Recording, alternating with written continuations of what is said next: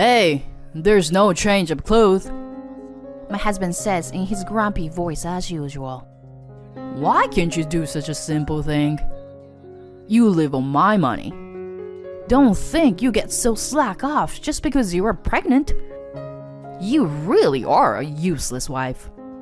If it had been me before, I would have just apologized. But I did not respond this time. Hey, are you listening to me? My husband shouts. However, I still did not respond. My husband seemed like he realized something by my strange attitude, and gradually turned pale. You already... I laughed at the houseplant in front of me, without looking at my husband. My name is Allie. I am an ordinary housewife. My husband David and I got married 3 years ago, after 2 years of dating. We are now expecting a child together, and my bumps is starting to get a little bigger. Hey, I'm home. I heard the front door open, and for a moment, I felt a lump in my chest.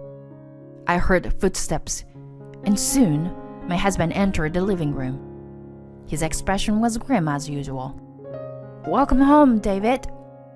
I stopped preparing dinner and replied, but he didn't even take a glance at me, and sighed heavily as he sat down on a sofa. I think it was about a year into our marriage that my husband, who had been so kind to me when we first started dating, began to change his attitude. The casual, lovely dovey stopped. The smiles disappeared. And now, even conversations has become rare. When we were newlyweds, if I was preparing a meal, he would always say, "I'll do something too." And he would stand in the kitchen with me. But now, this is what happens. I watch my husband's back as he watches the news program, and a sense of despair wells up in me. Suddenly, I felt a kick on my stomach from the inside, which made my face break into a smile, and I patted it gently. Come to think of it, I think his attitude has become even colder since he found out I was pregnant. When I told him I was pregnant, he was surprised, but did not seem very happy. Thinking back on it, I felt sad and unconsciously let out a small sigh. I plated the food I had made and took it to the dining table. The two of us sat at the table, facing each other. As usual, there's no conversation. Only the clinks of dishes uncutterly echo in the room.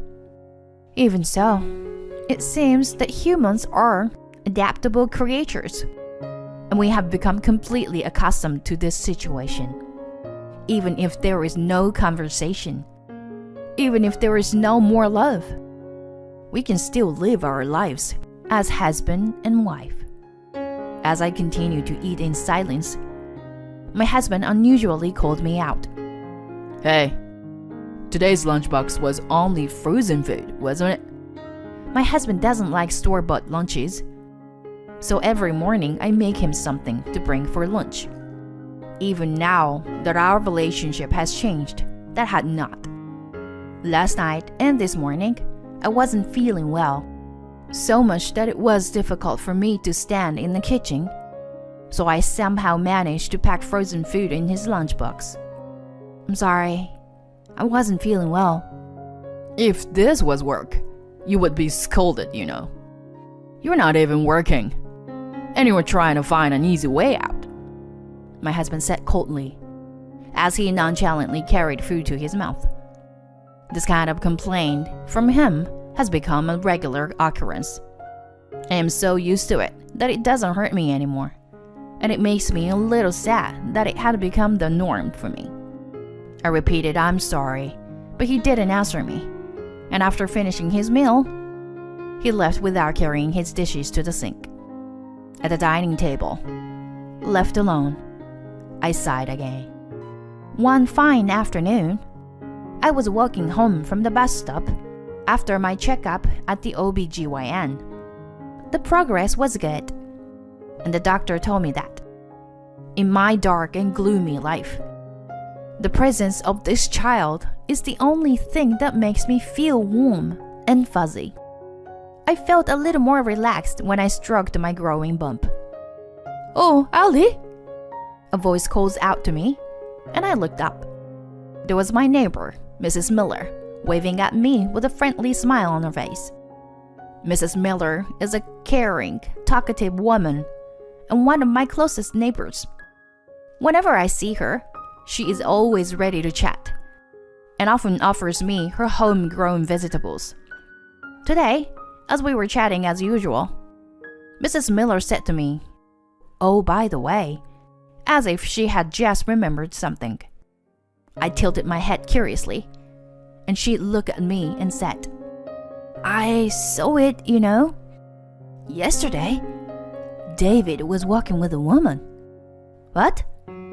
According to Mrs. Miller's story, she saw my husband walking with a woman yesterday evening in front of the station. "They were both wearing business clothes. And the woman might just be his co-worker, but they even had their arms linked. I don't think he could get away with that."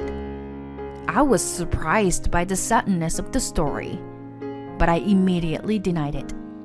"It must have been someone else. He was at work yesterday and didn't get home until late. My husband's job is basically an inside job. He rarely goes outside to work." "Is that right?" "Then maybe I had the wrong person." Mrs. Miller couldn't be sure, because she said she saw him only for a moment. After we had a couple of words of chit-chat, I left Mrs. Miller, who said, "I'm sorry I talked for so long," and went into the house. As the front door closed behind me, the words I had just heard came back to my mind. I told Mrs. Miller that it must have been a mistake, but I had a slight idea of what she was talking about. My husband's feelings have left me, as evidenced by the way he's been behaving lately. I wouldn't be surprised if he is having an affair. I don't know if it's true or not, but I hear a lot of stories about husbands cheating on their wives during pregnancy. Once I started thinking that, I couldn't stop worrying about it. If that's the case, even if I thought about it, I wouldn't know the truth. Besides, I'm the kind of person who always needs to search until I know the truth. Then, I made up my mind and took out my cell phone from my pocket. About a month after that, I looked down with cold eyes at the pile of papers and photos spread out all over the table. I hired a detective to do a background check on my husband. As a result, David was indeed having an affair.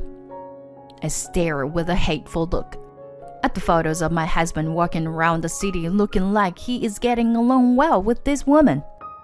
And this woman next to my husband is... I was so angry that I scrunched up the photo with a mixture of disbelief and anger. Megan is my childhood friend and my best friend. I checked all the countless photos, wanted to think there must be some mistake. But no matter how many times I looked at it, it was indeed Megan. I had known her since I was a little girl, so there was no way I could have mistaken her. Why would she? We just met the other day. She hadn't given me the slightest indication. That alone was quite a shock to me, but the investigation documents sent by the detective gave me the stark reality. My husband and Megan had been in a relationship for 5 years. That meant it was from the time I started dating my husband.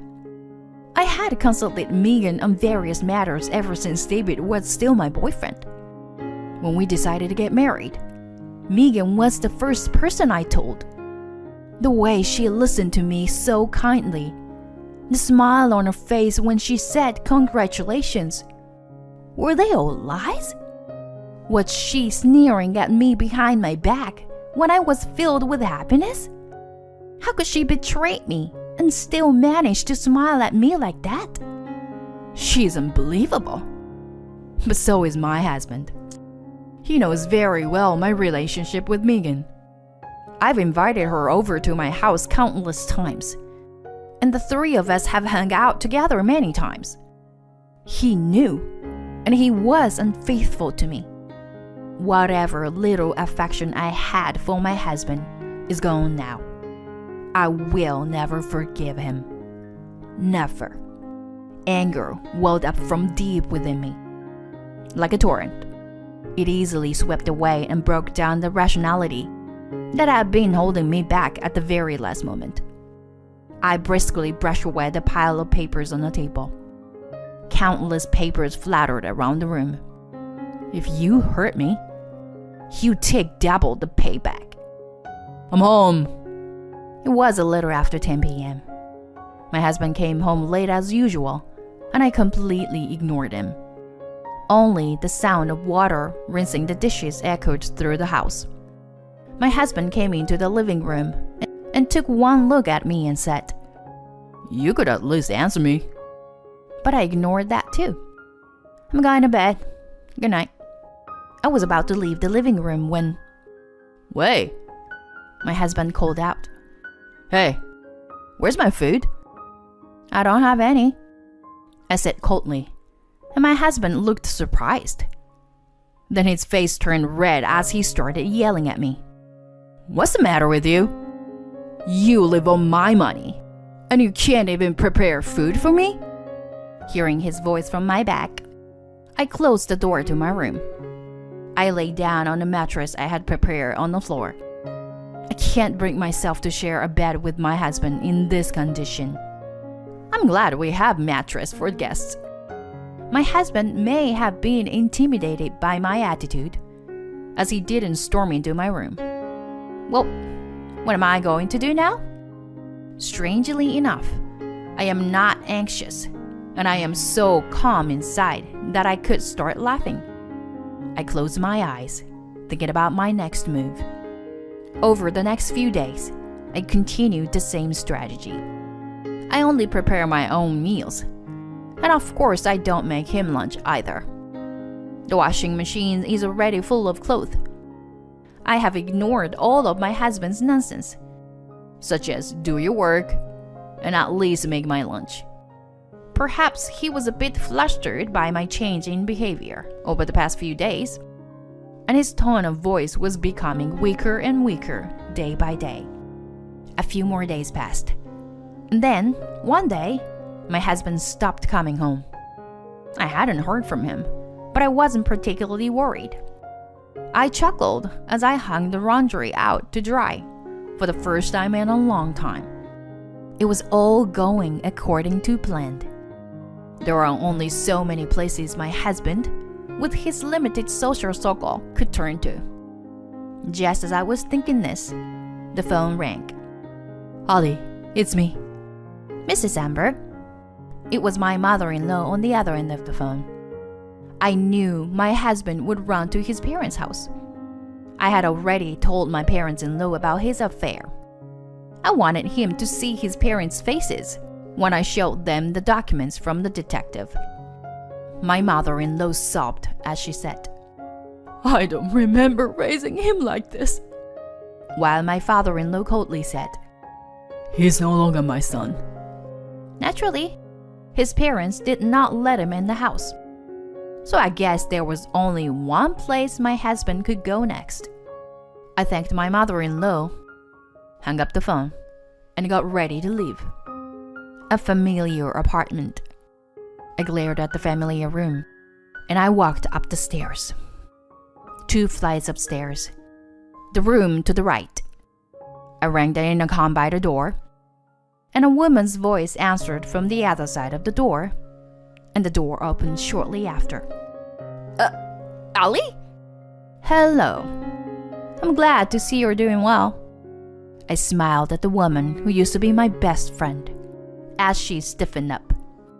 She tries to close the door, but I prevent her from doing so by putting my bag between the door. Her behavior convinced me that my prediction was right, and I opened my mouth. "You were taking good care of my husband, right? Can you go get him?" "There's no way he's here," What are you talking about? Coming in here out of the blue. Megan, what's wrong? Megan's urgent voice made my husband come out from the back of the room. I smiled at him, and his face stiffens too. I'm already aware of your relationship. Run or hide, it doesn't matter. I said this in a loud voice, so that my husband, who was trying to escape to the back of the room, could hear me clearly. I pushed Megan out of my way and stepped into the doorway to open my bag. I know everywhere you've been and everything you've been doing recently. I slammed the thick envelope on the floor, and a few of the photos inside fly out and flutter through the air. Megan picked up the photos and said, "What?" she muttered in a shaky voice. She picked up one photo after another, checked them, and looked at me with a frightened look on her face. My husband turned the envelope upside down. "You can tear up as much as you want. They're copies." You don't do the housework, and you do this behind my back. I don't want to be told that by you, who's been doing outrageous things behind my back. Sighing, I took out another piece of paper from my bag. I'm gonna get straight to the point. I thrust the paper at Megan, who had fell to her knees, and my husband, who looked indignant. I'm gonna charge you both alimony. I'll be in touch with you shortly with the details, so please be prepared. With that, Megan stood up as if she had come to her senses. Wait! Megan grabbed my shoulder with great force. After a moment of hesitation, she opened her mouth as if she had made up her mind. I'm engaged to someone. If he finds about this, he'll break off the engagement. What?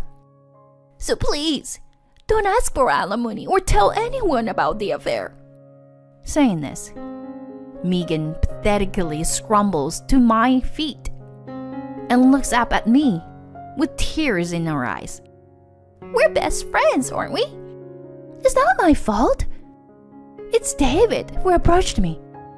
You'll let it slide, won't you? Right? I took a good 2 big breaths, then smiled and touched Megan's shoulder with a gentle hand. How could I let it slide? Don't act like we're best friends just when you're in trouble. Megan turns hopeless at my words. I push her away and turn to head out. I caught a glimpse of my husband, who was standing there and not even bothering to help Megan up, his shoulders shaking like a frightened little animal. Goodbye. I guess I'll see you in court next time. With these words, I left Megan's house. Before the door closed behind me, I heard them arguing. Judging from my husband's reaction earlier, Megan had not told him about the engagement. The door closed with a loud clank. Either way, it doesn't matter to me. Later, through my lawyer, I revealed the affair to Megan's fiancé. Eventually, the engagement was broken off. I heard through the grapevine that our relationship with my husband also ended because of this, and that she is now living a lonely life on her own. I declared our divorce to my husband and confronted him with the divorce papers. He first told me that he was deeply sorry and begged for another chance. But when I kicked him to the curb, he seemed to have given up and reluctantly signed the divorce papers. With this, I was finally free. A little later, I gave birth to a beautiful baby girl. I went back to my parents' house, and with their help, I am living a happy and joyful life.